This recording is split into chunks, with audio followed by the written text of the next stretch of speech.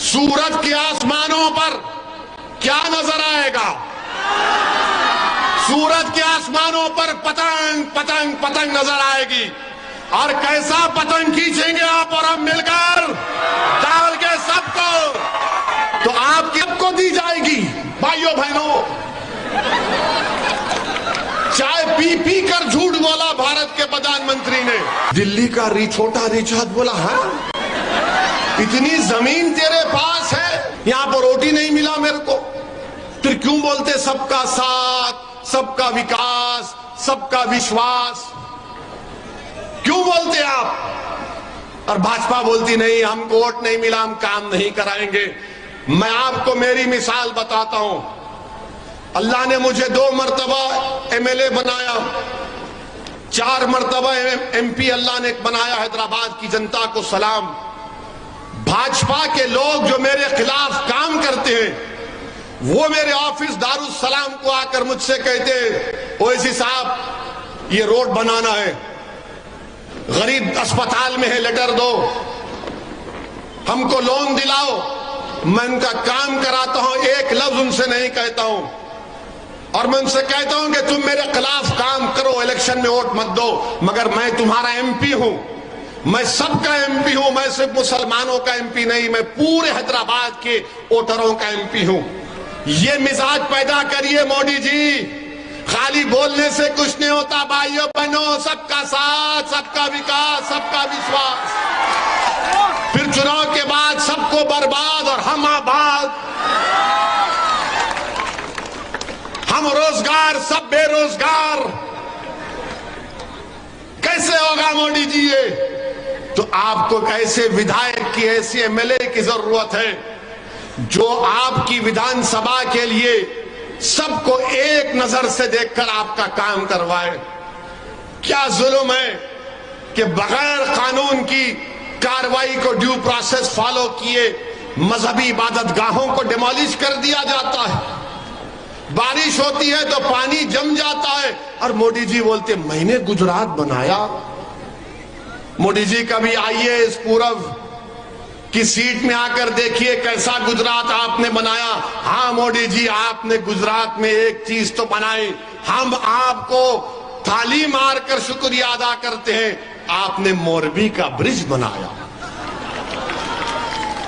आपने जरूर मोरबी का ब्रिज बनाया।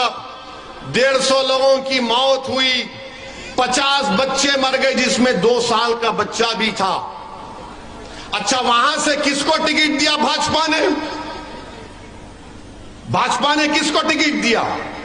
इतना पानी है, घुटने बराबर पानी, लोग पानी में चल के जा रहे हैं, तो भाजपा का एक एमएलए ट्यूब लगा के, अबे घुटने बराबर पानी में ट्यूब, इतना डरता मौत से? हमको बोलना था मुंह पर से कूद जाते। और किया ना, तौफीक भाई ने, 2 लोगों ने जाने बचाई। इसको ये ट्यूब पहन के घुटने और पानी में तीर रहा है। ए वीडियो ले ले, पप्पा जी को दिखाना है, मोदी जी को टिकट मिलेगा। अरे घुटने बराबर पानी में तीर रहा है, उसको मोदी जी टिकट दे दिए।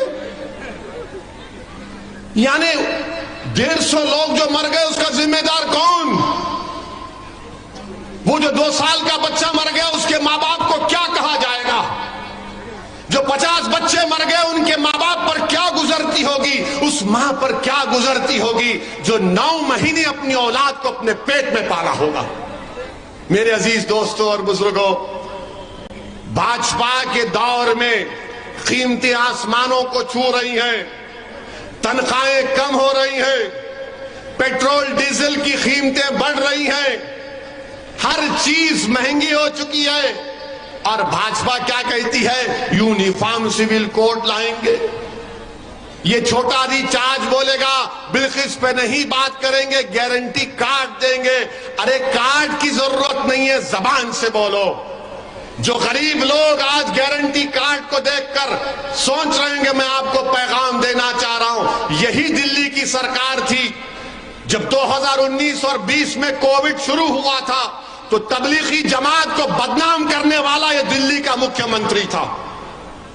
यही शख्स था जिसने पर झूठा इल्जाम लगाया और उसके बाद कोर्ट ने उसके इल्जाम को झूठा बना दिया। आप बताइए मेरे अजीज दोस्तों और बुजुर्गों, आपको ऐसे एमएलए की जरूरत है जो आपकी तकलीफ को बयान कर सके, जो आपके लिए लड़ सके, जो आपके मसाइल को उठा सके। हाँ, ये सब मेरी आवाज को पसंद नहीं करते, ये सब मुझसे नफरत करते, चाहे कांग्रेस हो भाजपा हो। मगर याद रखो, मैं अगर आपके दरमियान में आया हूं तो इंशाअल्लाह आता रहूंगा जब तक अल्लाह अपने करम और फजल से मुझे जिंदा रखेगा। मैं सिर्फ चुनाव की हद तक नहीं आया हूं, मैं बार बार तुम्हारे दरमियान में आता रहूंगा। ये मेरी आवाज नहीं है, ये तुम्हारी दिलों में छुपी हुई आवाज को मैं अपनी जबान से बयान कर रहा हूं। जो बरसों से तुम्हारे दिलों में जो तड़प थी, उस तड़प को बयान कर रहा हूं। जो बुजुर्गों के दिलो दिमाग में उनके ख्वाब थे, उन ख्वाबों को पूरा करने की कोशिश मैं कर रहा हूं। जो नौजवानों की आंखों में आंसू थे, उनके आंसू पोंछने का काम मैं कर रहा हूं। हाँ, तुम अगर मेरी आवाज को दबाना चाहते तो दबा लो। हाँ, मेरी आवाज मेरी मौत से खत्म होगी, मगर मुझसे दुश्मनी करने वालों याद रखो, जब तक मैं जिंदा रखूंगा अल्लाह मुझे जिंदा रखेगा। मैं एक नहीं, ऐसे हजारों अल्लाह मुझसे ज्यादा काबिल लोगों को पैदा करेगा। गुजरात में आपको अपनी एक आवाज की जरूरत है, गुजरात में आपको अपनी एक आवाज की जरूरत है। कौन है तुम्हारी आवाज? क्या भाजपा तुम्हारी आवाज है? बोलो, क्या भाजपा तुम्हारी आवाज है? क्या कांग्रेस तुम्हारी आवाज है? क्या दिल्ली का वो मुख्यमंत्री तुम्हारी आवाज है? कोई तुम्हारी आवाज को सुनने तैयार नहीं है। वो सिर्फ यही कहते हैं कि भाजपा को राना हमको वोट दो, और भाजपा दूसरों को डराकर वोट हासिल करती है। तो मेरे इलेक्शन लड़ने का मकसद एक ही है कि आपकी आवाज को मजबूत किया जाए, आपकी आवाज को गुजरात की विधानसभा में भिजाया जाए।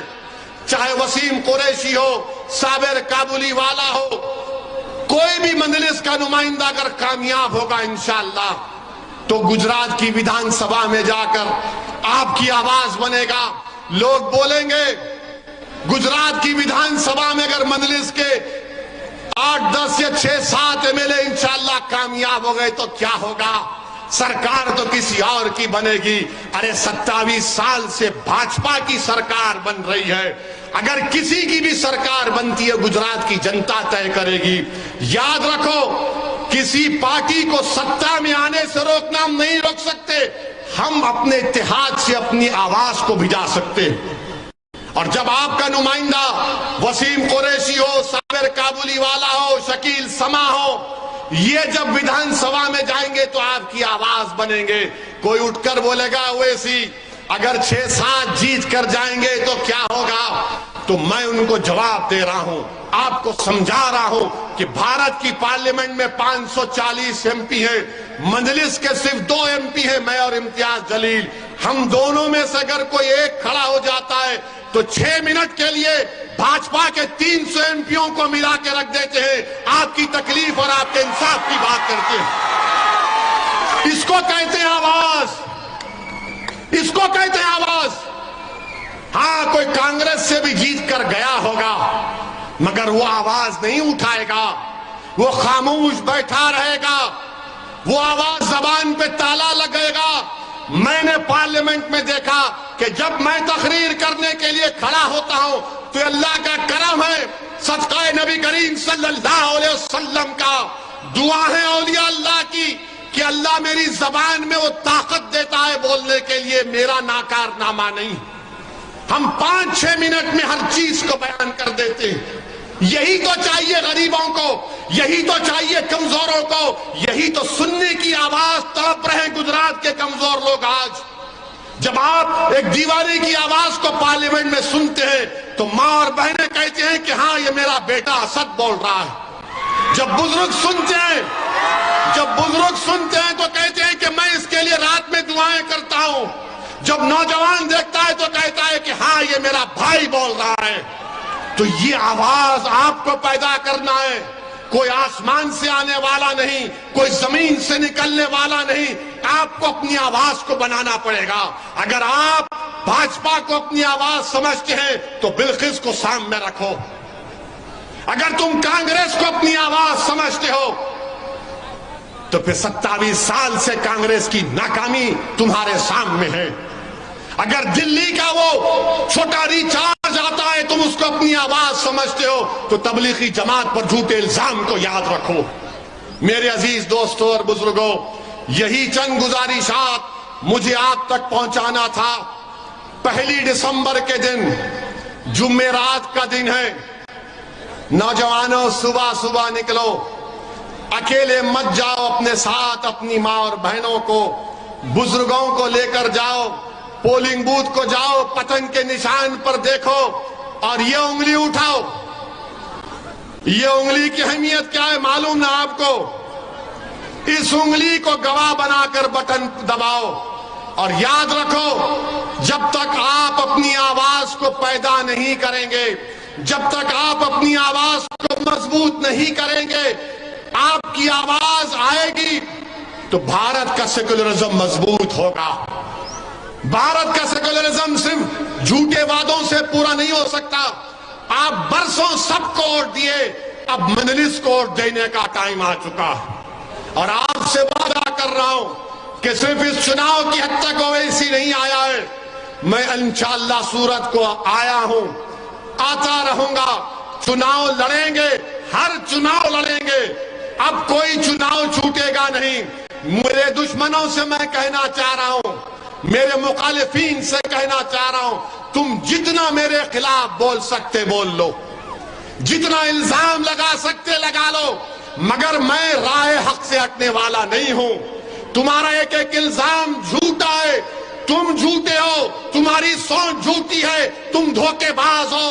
तुमने झूठ बोलकर 27 साल से गुजरात के कमजोरों को, मजलूमों को धोखा दिया है। मेरे अजीज दोस्तों, मेरी इज्जतदार मां और बहनों, मुत्तहिद हो जाओ। मैं हमारे दलित भाइयों से कह रहा हूं, आदिवासी भाइयों से कह रहा हूं, हमारे हिंदू भाइयों से कह रहा हूं कि आपने देख लिया कि क्या हो रहा है गुजरात में। आज आपको मिलकर मजलिस को कामयाब करना है। तो 1 तारीख के दिन सूरज के आसमानों पर क्या नजर आएगा? सूरज के आसमानों पर पतंग पतंग पतंग नजर आएगी। और कैसा पतंग खींचेंगे आप और हम मिलकर, डाल के सबको। तो आपकी जिम्मेदारी है मेरे भाई और बहनों कि आप हमारी बात को, जो यहां नहीं आ सके, उन तक पहुंचाइए। आपका बेहद शुक्रिया। मैं आपकी मोहब्बत को सलाम करता हूं। मैं आपकी मोहब्बत का मखरूज हूं। मेरे पास अल्लाह ने एक ही जिंदगी दी, मगर इंशाअल्लाह ताला एक एक लम्हा मैं मिल्लत टाइम्स को आपकी जरूरत है, हमारी आप माली मदद करें।